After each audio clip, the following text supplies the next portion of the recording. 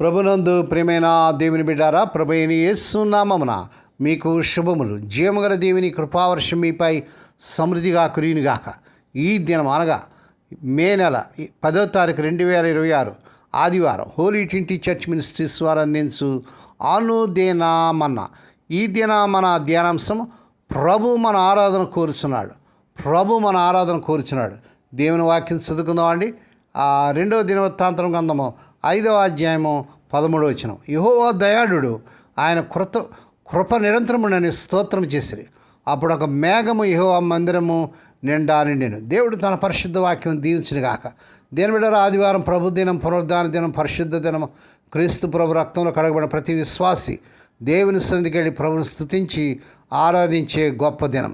ఈ 2వ దినవృత్తాంతం 5వ అధ్యాయం 13-14 వచనాలు. బోరలు ఊదేవారు పాటకులు ఏకస్వరంతో యెహోవాను స్తుతించి కీర్తించగా, బోరలు, తాళాలు, వాద్యాలు వాయిస్తూ యెహోవా ఉత్తముడు, ఆయన కృపను నిరంతరం నిలుస్తుందని స్వరమెత్తి పాడినప్పుడు ఆ మందిరం అనగా యెహోవా మందిరం మేఘంతో నిండిపోయింది. ఆ మేఘం కారణంగా యాజకులు సేవ చేయడానికి నిలబడలేకపోయారు. ఎందుకంటే యెహోవా తేజస్సు దేవుని మందిరాన్ని నింపింది. దేవుని స్తోత్రం. ఈ సందర్భం ఏంటంటే సొలొమోను దేవాలయం కట్టడం పూర్తి చేశాడు. 2వ దినవృత్తాంతం గ్రంథం 2-4 అధ్యాయాలు చదివినట్లయితే తర్వాత నిబంధన మందసాన్ని గర్భాలయానికి తెచ్చినట్లుగా కూడా మనం చూస్తున్నాం. యాజకులు, లేవీయులు, గాయకులు అందరూ కలిసి దేవుని ఆరాధిస్తున్న సమయంలో ఈ సంఘటన జరిగింది. దేవుని స్తోత్రం కలుగునుగాక. మొదటిగా ఏకస్వరంతో ప్రభువును స్తుతించి కీర్తించినట్లుగా ఈ యొక్క 2వ దినవృత్తాంతం 5వ అధ్యాయం 13వ వచనం చూస్తున్నాం. 120 మంది యాజకులు బోరలు ఊదిరారు. లేవీయులు, గాయకులు, వాద్యగాళ్ళు అందరూ కలిసి ఒక గొంతుతో పాడినట్లుగా 12వ వచనాలు చూస్తున్నాం. దేవుడు ఐక్యమైన ప్రార్థన ఇష్టపడతాడు. విభేదాలు లేకుండా అందరూ కలిసి ఆయన గణపరిచినప్పుడు ఆయన దిగి వస్తాడు. అందుకే 137వ కీర్తన 1వ వచనంలో సహోదరులు ఐక్యత కలిగి నివసించడం ఎంత మేలు, ఎంత మనోహరమని రాస్తాడు. అవును దేవుని బిడ్డలారా, ఈ దినాల్లో దేవుని మందిరాల్లో ఐక్యత లేదు, ప్రేమ లేదు, విభేదాలు కనబడుతున్నాయి. అందువల్ల సరైన ఆరాధన చేయలేకపోతున్నాం. రెండవదిగా యెహోవా ఉత్తముడు, ఆయన కృపను నిరంతరం నిలుస్తుంది. ఇది ఇశ్రాయేలు వారి ప్రసిద్ధి కీర్తన. మొదటి దినవృత్తాంతం గ్రంథం 16వ అధ్యాయం 34వ వచనంలో, కీర్తన 136లో ప్రతి వచనం తర్వాత ఇది వస్తుంది. అర్థం దేవుని యొక్క మంచితనం, నిబంధన ప్రేమ ఎప్పటికీ మారదు. మందిరం కట్టినా పడిపోయినా ఆయన కృప శాశ్వతం. దేవుని స్తోత్రం. మన ఆరాధనలు పరిస్థితుల మీద కాదు, దేవుని స్వభావం మీద ఆధారపడాలి. మూడవదిగా మందిరం మేఘంతో నిండి ఉన్నట్లుగా 13వ వచనం చూస్తాం. ఈ మేఘం అంటే సాధారణ పొగ కాదండి, ఇది షకీనా మేఘం, దేవుని సన్నిధి గుర్తు. దేవుని స్తోత్రం. నిర్గమకాండం 40వ అధ్యాయం 34-35 వచనాలు. గుడారం పూర్తి అయినప్పుడు కూడా ఇలాగే మేఘం నిండింది. దేవుడిని అని ఇల్లు అంగీకరించను అని సంతకం పెట్టినట్టు. అవును దేని బిడ్డారు, మన మందిరాలు, మన యొక్క ఆరాధనలు, మన సమస్తం కూడా మరి దేవుని మహిమతో నిండాలి. 4వది యాజకులు సేవ చేయడానికి నిలబడలేకపోయినట్టుగా 14వ వచనం చూస్తున్నాం. దేవుని తేజస్సు, మహిమ అంత బలంగా దిగి వచ్చింది. యాజకులు కనీసం నిలబడలేకపోయారు, వారి పని ఆగిపోయినట్టుగా చూస్తాం.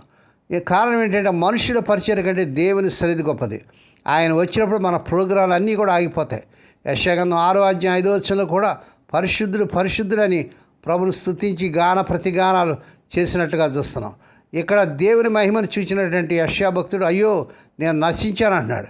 యెహోవా తేజస్సు దేవుని మందిరాన్ని నింపింది. దేవుడు కేవలం చూడటానికి రాలేదు, ఆయన ఆ మందిరాన్ని తన నివాసంగా చేసుకున్నట్లుగా 2వ దినవృత్తాంతం గ్రంథం 7వ అధ్యాయం 1వ వచనంలో అగ్ని కూడా దిగి వచ్చి బలులను దహించినట్టుగా దేవుని వాక్యం చూస్తున్నాం. దేవునికి స్తోత్రం కలుగునుగాక. దేవుని బిడ్డలారా, మనం కూడా ఐక్యతతో మనం ప్రభువును స్తుతించి ఆయన ఆరాధించి ఆయన మహింపరిచినప్పుడు దేవుని మహిమతో, దేవుని షకీనా మేఘంతో నిండిపోతున్నాం. మనం ఆరాధించట్లో చాలా వెనుకంజి వస్తున్నాం. దేవుని బిడ్డలారా, మనం ఆరాధన, మన స్తుతి అన్నీ కూడా మరి ప్రభువును మహింపరిచేదిగా ఉండాలి. ప్రభు చేసిన మేలు బట్టి, ఉపకారం బట్టి, ఆయన మరి ఇచ్చినటువంటి గొప్ప రక్షణ బట్టి ఈ ఉదయకాలంలో దేవుని మందిరానికి వెళ్ళి ప్రభుని స్తుతించి ఆరాధించుకునేటకు, కొనియాడి మహింపరచుటకు పరిశుద్ధాత్మ దేవుడు మీకు సహాయం చేయనుగాక. దేవుడి మాటలు దీవించునుగాక. ప్రార్థన చేసుకుందామండి. పరిశుద్ధుడైన మా తండ్రి, నీ పరిశుద్ధ నామమునకు వందనాలు, స్తోత్రాలు చెల్లించుకున్నాం. మా ప్రభు దినాన్ని బట్టి పునరుద్ధాన దినాన్ని బట్టి, పరిశుద్ధ దినాన్ని బట్టి స్తోత్రాలు. సర్వలోకంలో పరిశుద్ధులు నీ పాద సందులు చేరి మమ్మల్ని స్తుతించి ఆరాధించి గొప్ప దినాన్ని బట్టి స్తోత్రాలు. ఈ దినం నాయన మా హోరిటింటీలు ఇంకా ఆయా మందిరాలు మారుమూల గ్రామాలు పనిచేస్తున్న దీనదాసులు, దాసురాలు, విధురాలు, దిక్కులేని బిడ్డలను జ్ఞాపకం చేసుకొని వారి మందిరాలు జరిగే ఆరాధనలు, స్థుతులు, వాక్యపరిచయాలు అన్నింటిలో ఉండండి. సారథిక సంఘంతో ఉన్నాడు, సకల పరిశుద్ధులతో ఉన్నాడు. ఈ దినం పుట్టిన దినాలు, వాహ దినాలు, ఆయా శుభదినాలు జరుపుకున్న బిడ్డలు కూడా బహుగా దీవించి మరొక సంవత్సరమైన దయాక్రీటాన్ని బిడ్డకు జరుపు చేసి వారి పట్ల నూతన కార్యం జరిగించుకోండి. మరి నీ సన్నిధికి రాలేని స్థితిలో ఎవరైతే హాస్పిటల్ ఐసీయూలో ఉంటున్నారో, సీరియస్ కండిషన్లు ఇప్పుడేవి కలవరి శిల్వ రక్త ప్రభావాన్ని శిరస్సు మొదలు పాదంలో ప్రారంభం చేస్తున్నాను.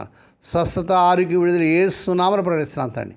నాయనా నీకు వందనాలు. ఈ దినం నేను రాకపోకటి అన్నింటిలో నీ కాపుదల భద్రత దయచేయమని, నీ బిడ్డల చుట్టూ మీరు రక్తగంచమని, మహిమ నీకే, ఘనత నీకే చెల్లించుడు యేసయ్య పరిశుద్ధ నామమున స్తుతించి గణపరిచి వేడుకొని ప్రార్థిస్తున్నాం తండ్రి. ఆమేన్. మన ప్రభువైన యేసు క్రీస్తు వారి కృప, తండ్రి అయిన దేవుని ప్రేమ, పరిశుద్ధాత్మ దేవుని కనీన సహవాసం సదాకాలం మీకు తోడేండి నడిపించి బలపరచును గాక. ఆమేన్.